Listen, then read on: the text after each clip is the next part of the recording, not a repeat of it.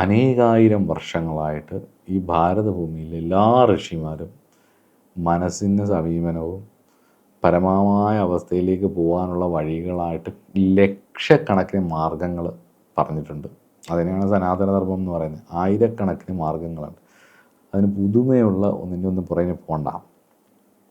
പുതിയത് വരുന്നതെല്ലാം പഴയ വീഞ്ഞ് പുതിയ കുപ്പിയിൽ വരുന്നതായതുകൊണ്ട് തന്നെ ഏറ്റവും ലളിതമായിട്ടുള്ള രീതിയിലുള്ള, നിങ്ങൾക്ക് ഏറ്റവും എളുപ്പത്തിൽ കിട്ടുന്ന, ഏറ്റവും എളുപ്പത്തിൽ ഇടപെടാൻ പറ്റുന്ന ഒരു ഈശ്വര സങ്കേതത്തിൽ നിങ്ങളുമായി ചേർന്ന് നിൽക്കുന്ന, നിങ്ങൾ കണ്ടു വളർന്ന പരദേവതയായിരിക്കാം, കുടുംബദേവതയായിരിക്കാം, നിങ്ങളുടെ ഗ്രാമദേവതയായിരിക്കാം, അല്ലെങ്കിൽ നിങ്ങളുടെ ഇഷ്ടദേവതയായിരിക്കാം, അല്ലെങ്കിൽ നിങ്ങൾ സാധന ചെയ്യുന്ന എന്തെങ്കിലും ഒരു മെഡിറ്റേഷൻ പ്രാക്ടീസോ അങ്ങനെ എന്തെങ്കിലുമായിട്ട് താതാത്മ്യം പ്രാപിച്ച് കുറച്ച് സമയം, ഒരു 25 മിനിറ്റെങ്കിലും ഡെയിലി അതിനുവേണ്ടി മാറ്റിവെച്ചാൽ നമുക്കൊരു ബലം കിട്ടും. ഈ പ്രശ്നങ്ങളെയൊക്കെ, ഈ വിമർശനങ്ങളെ നേരിടാനുള്ള കഴിവില്ലായ്മയും ഈ ക്ഷമയില്ലായ്മയും അമിതമായിട്ടുള്ള ഈ ഉത്കണ്ഠയും എടുത്തുചാട്ടവും ഈ അഹംഭാവ സ്വഭാവവും ഒക്കെ നമ്മളെ തന്നെ നശിപ്പിക്കുന്ന ഈ സ്വഭാവത്തെയൊക്കെ നമുക്ക് ഓവർകം ചെയ്ത് മാറാൻ പറ്റും എന്നുള്ളത് അനുഭവമുള്ള കാര്യമല്ലേ.